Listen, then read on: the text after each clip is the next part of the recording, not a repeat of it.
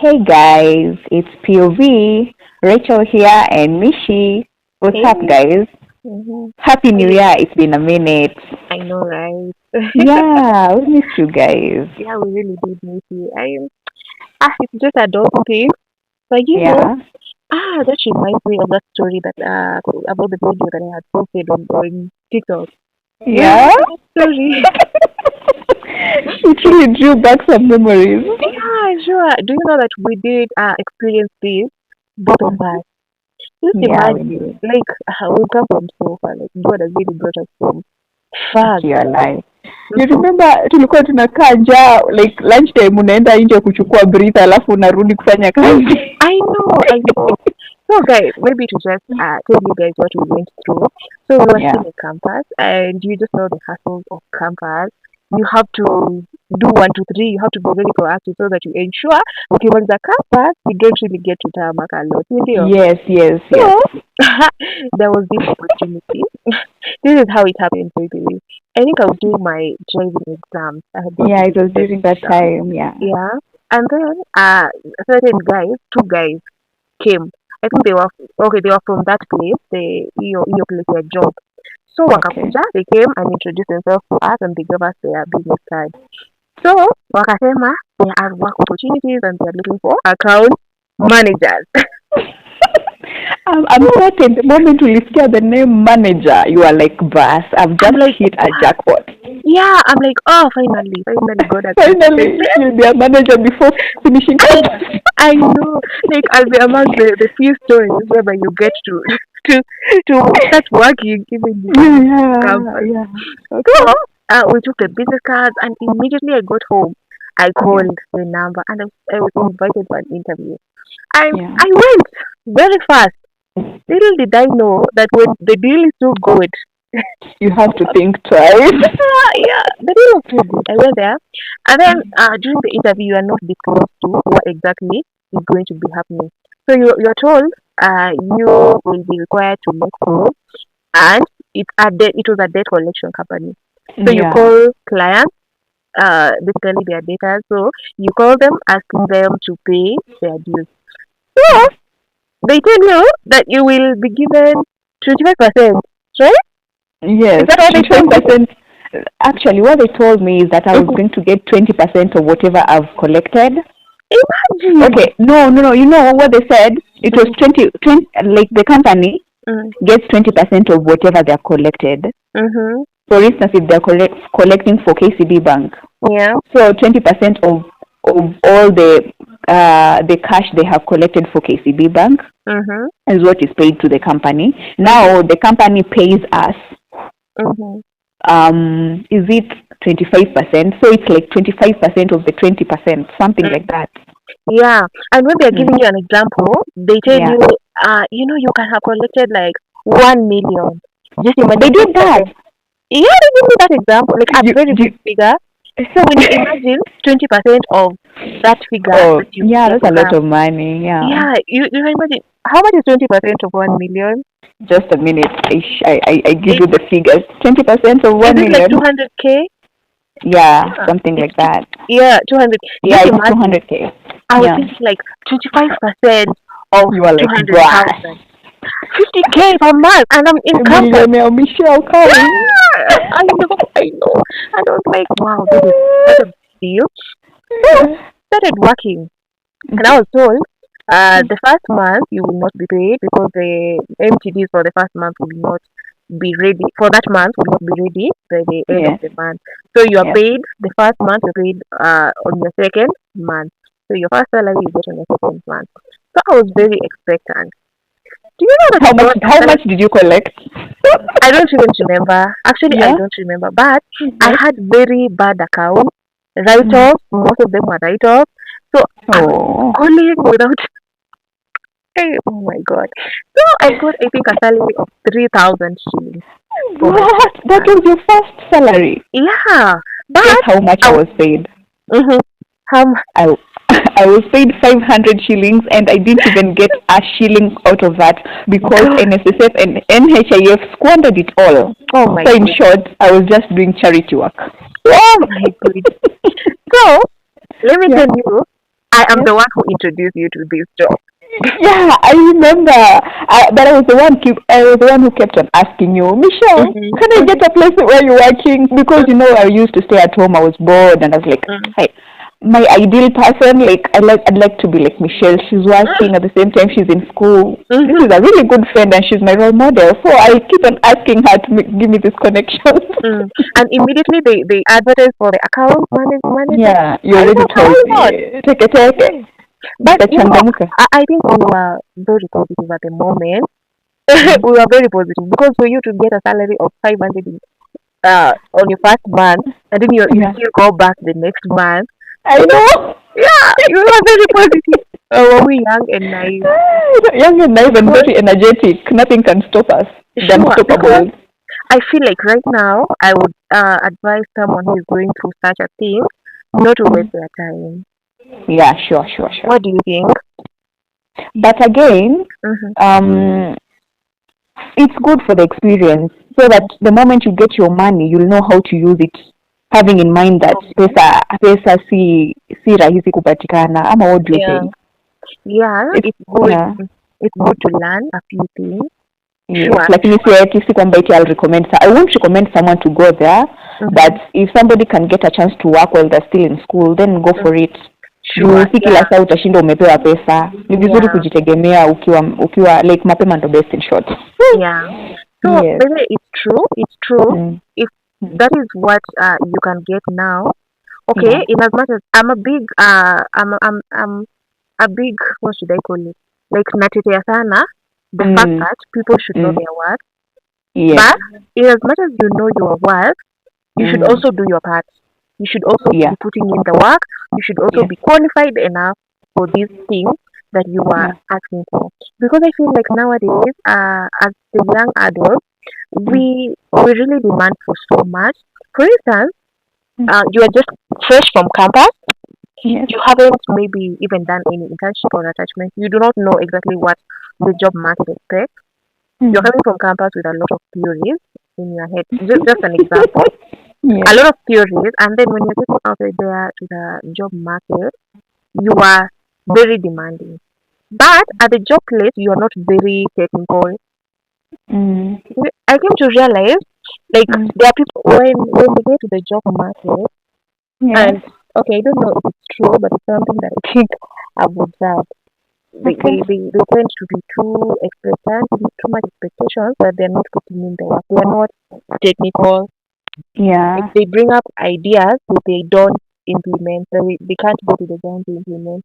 So that's where maybe let's say the people who graduated with diploma certificates who are more technical come in. And they get the job. Yeah, and I feel like that's why most employers prefer the people with diplomas and certificates over people with degrees. Because people with diplomas are coming with less expectations but with more technical skills, and people with degrees are coming with high expectations and more theory. and the salary as well. Like those with degrees, they demand for higher salaries than those with diplomas. Yeah, which I understand. But then, you worked hard all your life to get that degree. Exactly, that's what I wanted to say. Like the cost of having a degree is quite more high than having a diploma, right? Of course, you stay in school for longer periods. But my point is, let your technical skills or your technicality, you being on the ground, match your theories and your expectations, so that you will be worthy.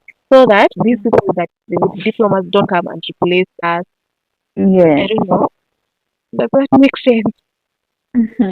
But I think it's also like more of somebody's personality. I don't know. Kuna wengine wanajituma and others are just lazy. So some tu mwenye ako na degree ako like, okay, me I have a degree. I have a degree and I can't pick anything less than I can't work for someone who is paying me less than this and this. But that is not knowing your worth. Knowing your worth. Okay. So I feel like when you know your worth that, you should also match your technicality. Like you should develop yourself to match that worth. Yeah, like you should not just go demanding for money, and then when they give you the work, you are just there. Your kazi yako ni kupeana ideas. You know, You we can do underperform. it. Lakini, see, I am here to give you those ideas. You I are paying know. me for those ideas. It's you to implement. I think that is where we are going wrong, maybe in the job market. Mm. Yeah, so yeah, I would advise people to know their worth, but let your worth match your skills. If your worth does not match your skills, then take what is there. Take what they have to offer and learn. But okay, all this, I think all this happens when you're a beginner.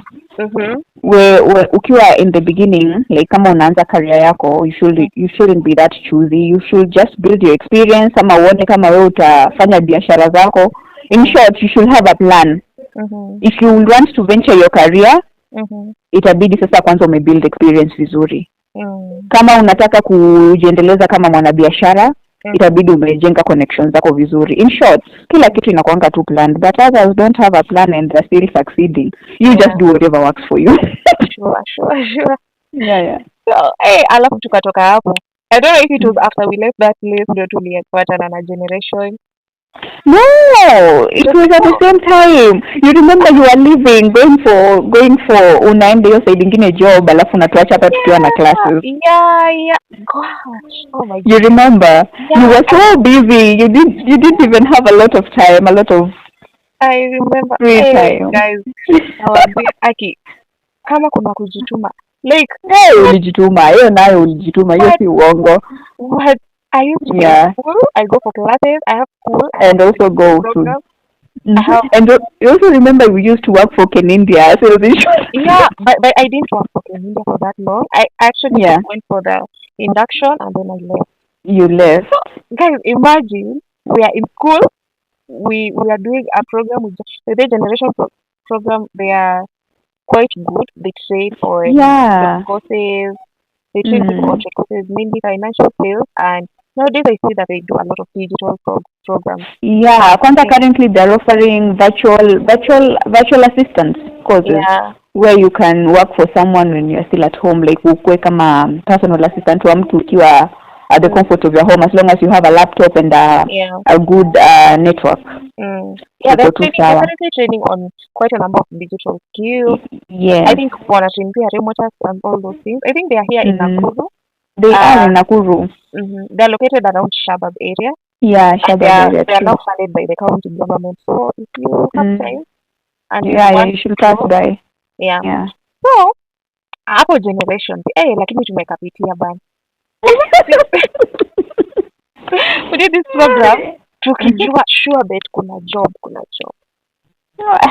And then we went to the job. Able tell us how your experience was in marketing, who's are insurance, because I didn't do that job at all. So that you remember the way our friends used to encourage us and tell us, you know what, our manager our manager this and that, she was able to close a deal of 1 million. Another girl closed a deal of 100 M. She built her parents' houses. And I was like, okay, I'm an able seller. Why should I not try this? Ni mpaka ufike market unaongelesha mtu ama unaongelesha prospect client hata hataki kukuongelesha.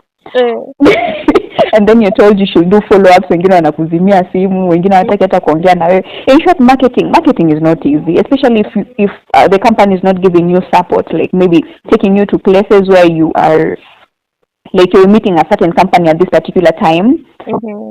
Yeah, like hizo plans. In short, kuna kwanga na hizi plans, let's say marketing plan, for instance, Monday we are going to this place, or we're going to Walmart of this company. We're going to do a presentation and see if we close deals.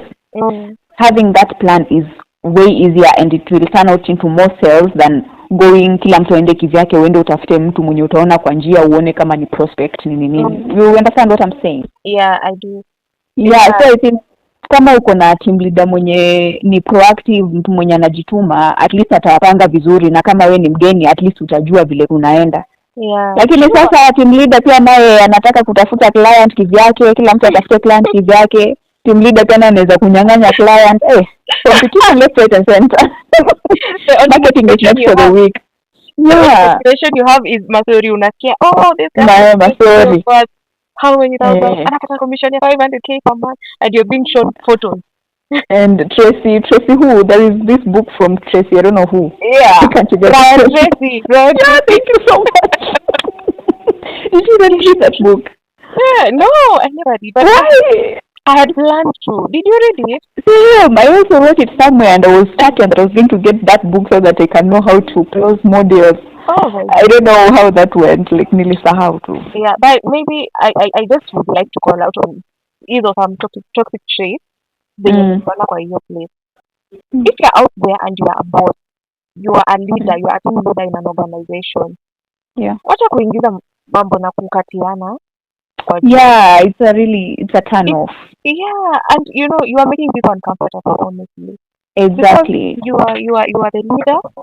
I'm supposed to be looking up to you. Yeah, I'm supposed to be looking up to you, and you are the one who is even flirting with me here, telling me I have beautiful hair. Where did I get my nails done? Boy, you know, even your productivity can be affected by such things. True. Yeah, unaweza kuwa wewe ni mtu proactive sana, lakini sasa venye that team leader or that boss anaanza hizo story hizo issue. Sijui, will you come to my house? You know, you've gone there. Imagine unaenda kuuliza mtu swali. For example, you want clarification on a certain product that you are selling. Alafu yeye badala ya kupewa majibu anakwambia sasa unasemaje hiyo lunch? Tell me, how would you feel supported in such an environment? So as a leader, you shouldn't. Ufai kukatia masubordinate wako. Yeah. Mnafanya watu waogope hata. Sure. I think it's not wise to mix business and personal affairs. Yeah. On that note, do you support before mixing business and personal life work in a work for wanaitondani hao citizen? Au kofiti? Ati kina nani hao? Hao citizen, au couple wa citizen wenye wanafanya. Hao si walikutana kitambo. Rashid Abdallah and Lulu Hassan. Yeah. Hao walikuwa na waki kitambo, like they've already grown their career. They just know that walikuwa wameletwa pamoja, walikuwa tayari wameshaoana, si ndio? Yeah. Hiyo iko sawa, like anyway, I don't know. Unajua shida ni sometimes it gets on. Okay, just finish up. You're saying sometimes it gets messy.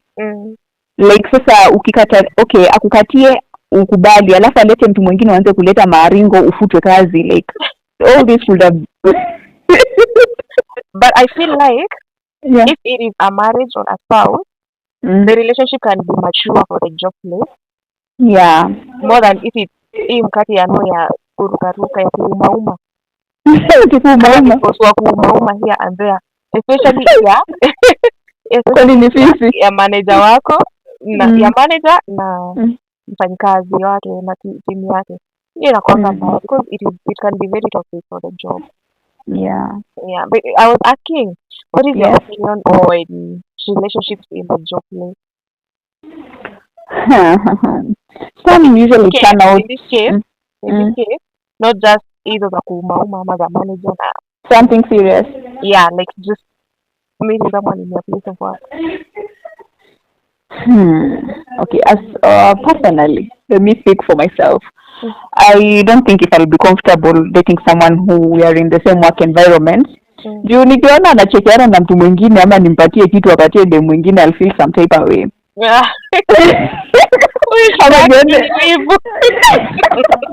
Ama nione anaongelesha mtu mwingine anaangalia mtu some type of way, I'll feel bad. Yeah, so I don't think if it's a good idea dating someone who you are working with. I don't know, but the same case with dating a classmate. Yeah, the same case as dating your classmate. That's what happens. I feel I wouldn't advise you. Imagine being in the same environment with, say, you are, but okay, not unless mmeamua kuanzisha kampuni ama biashara pamoja. Yeah. But hata hivyo, you shouldn't be at the same place the whole day mko hapo, right? Husband, you are there. If the wife is handling the shop today, the husband run errands, but yeah. I feel like being in the same environment as a couple or as people who are dating, being in the same environment, like mnaanza unaonanga venye hata mkiwa job mnaanza kuzoeana. Yeah. Respect way inaweza kosekana. How meet, you are always with this person. So now, okay, I feel like yani okay, inaweza kuwa personal kwenye mna relate na mtu wako, lakini mimi opinion yangu. Hiyo ndio opinion yako. Because I was seeing about Mutu, I don't know if it was the wife, Julie, alikuwa anasema ati amezoea, she has gotten used to working with Abel Mutua hadi saa zenye anafanya project zenye ziko mbali na yeye ana feel like there's something missing. So it can be positive. Okay, it's good if you guys are doing business. Yeah. Like, it's good if all of you are investors, but see ati in a employment setup where all of you are workers. Ina make sense. If all of you are investors, kama ni business yenu, that's okay. I mean, see, you guys should grow pamoja. Sasa mko employed ni wote, I don't know. Okay. Yeah. So, I want to ask you something. Okay, shoot. So, let me ask. What have you learned so far? Yeah. Okay, how many exes do you have? You want to put my body count out there? I'm a virgin. What? You don't have any for marriage. I have exes, but I'm a virgin. Yeah, sure. We're all virgins. If that's okay, you should be. Of course, we are virgins. Yes. You're not a virgin, so you're also a virgin. Yeah. Anyway, ask the question. Serious. Yeah. So, how many exes do you have? And how many childhood friends do you have? How many? Childhood friends. I don't have many. Maybe 2 or 1. What? Same talking stage of how to say talking stage you hata sina namba. What? Hiyo pesa different namba? Childhood friend ndo niko na namba, lakini wengine sina namba. Childhood. Uko na namba ya childhood friend? Wangapi? Childhood friends. How many was it? 1, 2, 3. 3.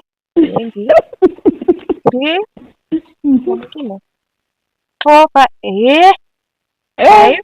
4. Huyo watano alikufa. Sorry. May soul rest in peace. Yeah. By the way, he died in an accident. Oh yeah. Yeah. Sorry. I hope you will heal. Really? But you know what? There's something I learned from your baby yake. Yeah. You know, before he passed on, he had tried to reach me. No. So he had tried to reach me, but I didn't reach him back. See, so it was like on the 16th of December, and then he passed on the 23rd of December. What? Yeah, so it taught me like when every time somebody tries to reach you out, ama kila time uko na mtu like ama kila time unaongea na mtu relate na yeye ni kama it's the last time, because you can never know. That's true. You can never really know if it is the last time. Yeah, so always choose each and every moment. Sasa ilikuwa 16 nikapata HIV calling yake 23rd alikuwa ameenda. Sikuwa nimemtafuta back. It's really bad because of that. Yeah, true, but just forgive yourself, because I have. Okay. Yeah. Okay. So you are telling me. Sorry for your loss. Yes. It's okay. It's been how many years? It's been 3 years. I think 3 years or 4 years since he passed on. Okay. So, what are some of the lessons that you've learned from these childhood friends? Childhood friends that have given me heartbreaks left, right, and center. Oh my goodness. But first, I should just love myself and put myself first. Okay. Well, imagine kuna mwingine reason ya kubreak up aliniambia it's because I'm tall. Because? And I am tall and he likes his girl short. What? Okay, let me just address the men outside there. Ama anyone mwenye ako nje. Wewe unapenda mtu mfupi. Lakini unaenda kutaka mtu mrefu. Exactly. Ama kwani alimefika mtu na yeye? Ndo nashangaa ama Kwani yote this ndio person tulikuwa is so uone tall? niko mrefu. Yeah, okay. Sometimes something, or if you go and katia someone who is light skin, you love dark skin people. You Yes. go and katia thick, a thick girl, or a fat Yeah. girl, you think na fat big girl. Kumbe you love him and petite. Alafu unaanza kulazimisha mtu akonde aje sasa. Unaenda kupea Ama ulazimishe mtu anone. Yeah. Akikula kula ukuli wewe kula. Mtu hata akikula aje hawezi naona. Unamnunia vitamin. Inakosa vitamin A. For real, like we should stop doing this. Wewe katia peke yako. By the way, peke yako usisumbue watu. By the way, would you leave someone? For example, you like, okay, tuseme tu kwa physical mwili. Which type of people do you like? Tall, slender, or fat, thick? Mi hata sijui kama niko na type. Mi as long as tuna click tu vizuri. Mna click? As long as kuna vibe. Which is important for me. So there are people who prefer slim people. So tell me where type yako ni gani? Okay. I feel like it's slim people. You like slim people? Yes. Light skin, right? Not light skin. Not really. For sure. Not really. Not really. Hapo kwa skin color kuna preference, but slim. No. So, so imagine you meet someone when they are slim, and then after give birth, a deliver. Now where would you find that because they are slim? Would you leave this person? Would you still? Would you leave this person ama utaka na yeye? After umemwoa, mtu amechange, tuseme amenona. Yeah. They've grown fat after giving, something has happened like giving birth. Or for a man, umemtunza vizuri amenona. Would you leave them because you like them wakiwa slender? Ai, sasa sitamaanisha basi utaoa kila mtu hii dunia nzima the moment wameanza kuchange. Nilikuwa naona argument fulani, kuna mwenye alikuwa anasema mimi nilikupenda juu kwa mslim. But I feel like that's lame. Yeah, that's really lame because especially moms, young moms, after giving birth your body is never the same. Yeah. Like maybe itakuwa sawa after umemaliza ku breastfeed lakini hizi changes because sasa unajua you've brought life. Na lazima ule mtoto lazima umpatie maziwa and all that. Your body won't be the same. Mwili itachange. Sasa naomba kusema eti jini nilikupata niko mnono ama ni wacha waende wakaunde wao. Kuna nyesha sasa hii kuna El Nino wachukue matoko waunde wao mwenye atabaki hivyo milele. I feel like tukienda kwa relationship ama marriage ama nini tunafaa kuwa na open mind. Exactly. Unajua mzee Adamu na ana grow. Human beings we are growing all our life. Na ukigrow kuna changes huwa zinakaa, ndio? Kabisa lakini hata wewe. When these changes come, like sometimes we don't even realize. Na pia unajua like you extend some grace ya kujua this person is growing na mimi pia na grow. So there are things that they are having to cope up with, ndio? They are having to readjust here and there. And I should also extend the same grace to them that wakigrow wakichange nafaa ni cope up nayo. Juu unaona dem amegrow amenona juu amedeliver mtoto. Unaona? But okay, kuna changes zingine definitely you can't just hizo ndo zinafanya maybe watu wanaachana. Sema dem alikuwa dem ametulia alafu kiendelea kugrow anachange sasa ndio labda ni skip stage ya adolescence na mwanza sasa anataka kuwa mama. So I think like there are changes that we can overlook. But then that doesn't mean ukishakuwa mzazi ujiachilie tu fua. Okay. Like in as much as you're a mom, you should be presentable. Like unajua kuna wengine sasa wamekuwa wazazi wanajiachilia tu, mtu anakaa tu vile anataka. Like unakaa tu yani bana. Sio safari ko. Wanataka maybe when you get married you relax. Mama t-shirt za safari. Hapana. Na ulikuwa unavaa nzuri. Ulikuwa unavaa vizuri sasa hii unakaa sijui aje. In as much as kuna hizo body developments and all, haimaanishi ujiachilie. You should look presentable. Like the way you were presentable before, just be presentable like sahi pia. But I also feel like hii story ya kuchange ni too like the man has a part to play in it, as well Yes, as the yes. man has a part to play in it. For instance, mimi dem nimezaa, I'm giving birth to this kid, our kid, ndio. Yes. Mtu hii labda ameshikwa na colic, analia the whole night. You are not helping me, you are not supporting me mentally. Maybe hata useme, my wife didn't sleep the whole night. During the day, I'll take care of the kid, nitamfeed. Ama, saa zingine usiku unaamka unasaidia wife, ndio. Because this wife is taking care of the family generally. Sasa, there are some men who say, kulea ni responsibility ya bibi. Sasa unaona hiyo mentality hiyo, wabaki huko mashamba. Yeah, alafu unapata these are ladies who now get tired. Unataka kuniambia huyo dem atapata time wapi ya kuvaa lingerie? By the way, atapata time na pia atachoka, atajiachilia kabisa. Yes. So unapata you need a good support na contribute pia. Sasa unapata this man ana expectations hapo, yeye hataki kuchukua nini na affect them. So I feel like as partners, watu wanafaa kuwa intimate to a certain level, mnaelewana na mnasaidiana, you complement each other in all ways, you understand each other, unajua venye mnasaidiana hata kwa hizo responsibilities and roles za marriage kabisa. And I think that's why before marriage watu wanaenda kuadvisiwa huko, kama hizo relations wanaendanga kufundishwa nini. Wacha tutafika hapo very soon. Hizo lessons zitakuwa utanichanua, zinakuanga lessons gani hizo wanaambiwa. Anyway, back to you now. Tell me what you've learned. Oh no, you had not umemaliza kushare. You had not really said. You had not said zimekufunza you should really love yourself more. Yeah.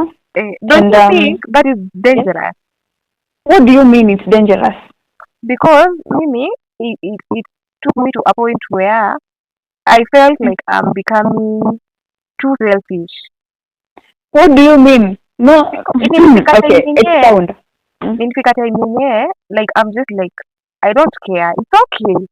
Whatever happens, happens. So you know when you get to that level, you don't give a lot. So you are on the receiving side. Yeah, it means that you won't get hurt. Yeah, exactly. So you build a wall. Hey, but then let me tell you this story. Yes. This relationship that shattered me completely. That is where I think I created that protective wall. So I think I was in a deep or a very serious relationship, serious by the way.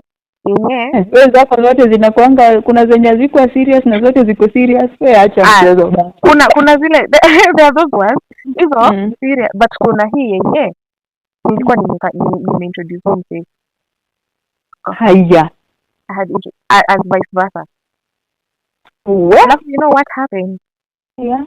Akaenda jeshi. Akaenda jeshi. Sasa unajua tu jeshi kawaida vitu lazima vichange. Yeah, true. 6 months, but he came back not the same. I do not blame him. I blame the training. I'm not saying what and what. Nasema alirudi kama amechange. Not his fault. Training. Hata ingekuwa mimi labda ningekuwa huko a very different person, because you are trained. They take this person that goes in and change into another person literally. True. Hapo ndio I think we build wall, and I really protected my heart. Nikasema sasa hapa hakuna kuumia tena. And I feel like enough is enough. I feel kama that's not so good. Na feel hiyo okay, na feel generation yangu ama watoto wangu, I would want to teach them not to get so much involved in even maneno za mapenzi, so that they don't get heartbroken and get to a level where they feel like they can't give love anymore. I don't know if you are getting me. Sijui kama unanielewa. Nakuelewa kabisa. Lakini sasa haimaanishi if you love someone you give them 100%. You just you find a balance where you give What if it's either 100 or nothing? Please. For real. Please. Mambo ya kupeana nusu. Or what if this person is giving you their all? Na wewe umefind balance yako. You see, people complement each other. You can find partner A is a giver, but the other partner is not. Like poles repel, and like poles attract. Don't you think when you are always on the receiving end, you will drain this other person. Utamdrain. Hiyo no ni ukweli kabisa. You'll drain. That's where the balance comes in. Like everybody should get a balance where you give at the same time you have some left for yourself. Yeah. They usually say a relationship or a marriage is 1+1. So it is not at you are coming with 30%, mwingine akucompliment na 80, ama it's not huyu anakuja na 50, huyu anakumcompliment na 50. I think it is you have your whole life, and you have like kila kitu yako iko in order and everything is in place for you. You get like you are a safe space completely, and this other person is the same. Like you are both 100. And then when you come into each other's life, like you can work together smoothly as one. Well, me, I beg to differ. I think kila mtu anakuja na percentage yake so that we can all create that 100%, which is an ideal home. Okay. So sometimes they can give an 80, you give me a 20, we complement each other, we make it to 100. Sometimes they give me 90, I give 10, because it's not all the time that I'll give 100. I'm also human. I'm not perfect. I'm not anything close to perfect. But in this, our day-to-day life, I try to be perfect and try to accommodate other people as well, because we human beings are social beings. We have to interact with people. We have to, I mean, you get me, like, no man is an island. Ukika peke yako utaboeka hata maybe unaweza jiua. So, katika hiyo marriage, nasema sasa hatujafika huko, but I think kila mtu ana contribute percentage yake according to ile nguvu yenye uko nao at that particular time, so that we can all create that 100%, which is an ideal home. But I don't know, hebu watuambie hapo kwa comment section what they think. Is it 1+1 or is it 80-20, 50-50, 60-40? Everyone. The people who are gurus and experts in this thing, table 10. Yes, watuchanue. What other things have you learned from your past relationship? Other things that I've learned from my past relationship. I don't think long distance relationships work. Wow. Okay. I think it really needs a lot of work and a lot of trust and long distance.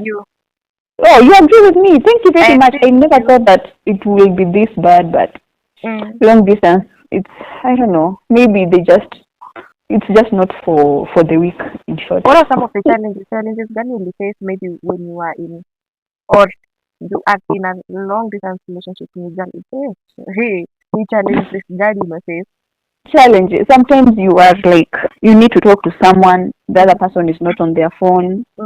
You need to be helped with something. You know, if you're in a relationship, you take the other person, like you take them as a part of you. Like you have to involve them in these small decisions that you're making. So kuna ka decision kadogo unataka kumake, unapigia mtu hata hayuko, amelala ama sijui yako wapi. Alafu tena unaanza tena trust issues. Yani it's a lot. Your decision ina carry a lot, because unajua hiyo ina affect emotionally, and when you have emotional torture or emotional imbalance in a relationship, it's easy for you to lose that relationship. Exactly. And in a long distance, for example, you really need to make a decision. Alafu mtu ama una call mtu hapatikani. You can start to feel lonely in that relationship. Yeah, you feel lonely, or you start overthinking, maybe he's doing this, maybe she's doing that. It's a lot. It really needs a lot of grace for you to carry through. And you do? Yeah. You were saying? I was saying, I do agree with you. Like long distance relationships, they need a lot of work, and they don't need to be maybe if they are far, just for a short period of time, and then you meet, or maybe you make effort to see each other openly. That's very true. Yeah, that is true. Something else I have learned from my relationship. It's never that serious.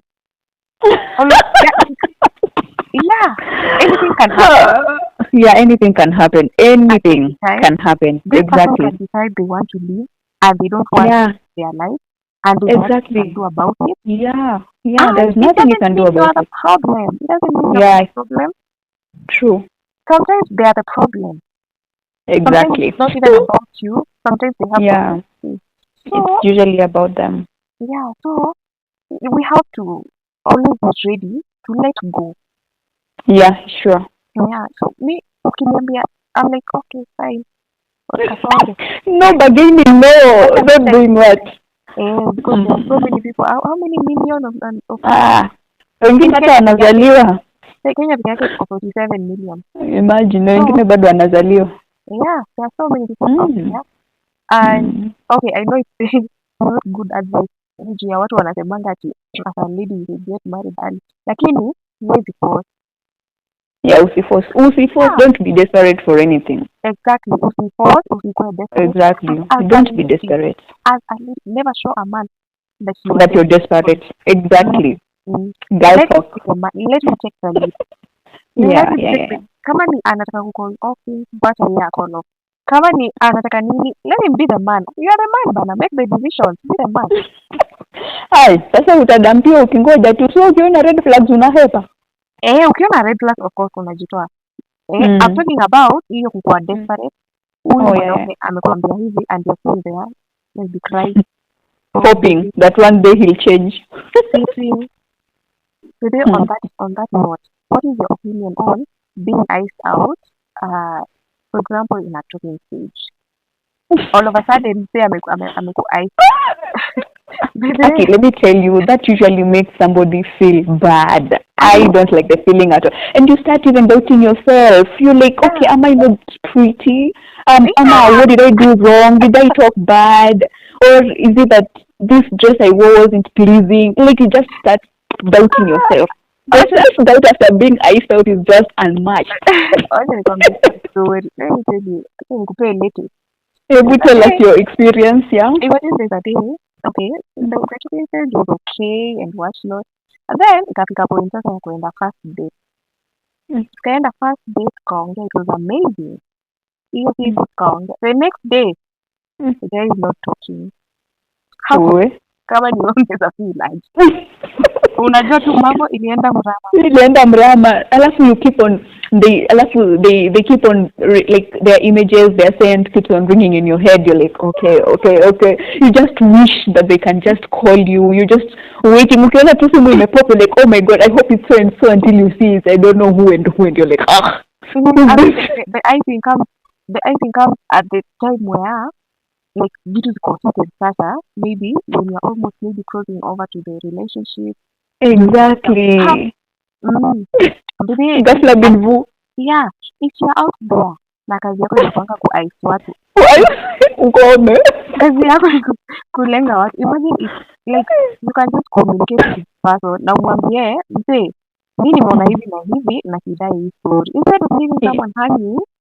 Exactly, by the way. Yeah, communication. Unawacha mtu akiguess like ama ataniongelesha ama ako busy ama ni introvert.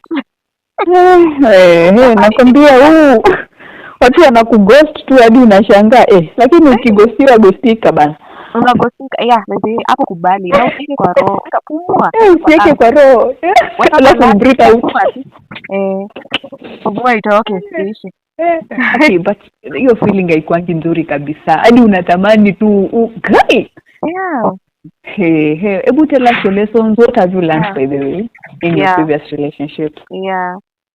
So, guys, until next time, comment about your experiences. Okay.